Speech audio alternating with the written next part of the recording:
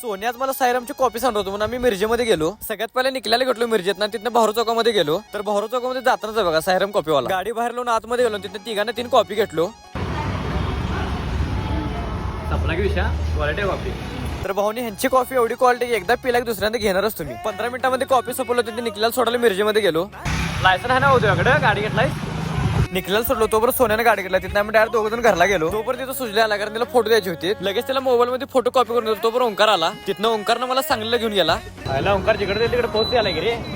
तर ओंकार पण मला असल्या मुहूर्तावर घेऊन आला की इथं गच्चमध्ये पाऊसच पडला. तर असं तिथं पावसामध्ये थांबून घेतलो. तिथंच आम्ही अर्धा तास पावसात भिजलो आणि मग तिथं निघालो. तरी पण जरा बारीक बारीक पाऊस यालता थोडा, त्यात काही विषय नाही. तिथनं ओंकार जर विश्रामबाग मध्ये स्टुडिओ मध्ये काम होतं. 5-10 मिनिटांमध्ये तिथलं काम आवरलं. तिथनं लगेच निघालो. तर भावानं डोळ्यात पाणी असं काहीतरी बोलला. तर तुला जेवायला सांगतो म्हणला. बारीक मध्ये डोळे बसलो तिथे जेवायला येऊन बसलो. बसल्या पहिल्या गच्चमध्ये असं पांढरा रस्सा पिऊन घेतलो. तर पांढरा रस्सा तर क्वालिटी होता थोडा, त्यात काही विषय नाही. तिथनं जर जेवणाकडे गेलो. तर भावानं जेवण एवढं क्वालिटी केलं की मी आणि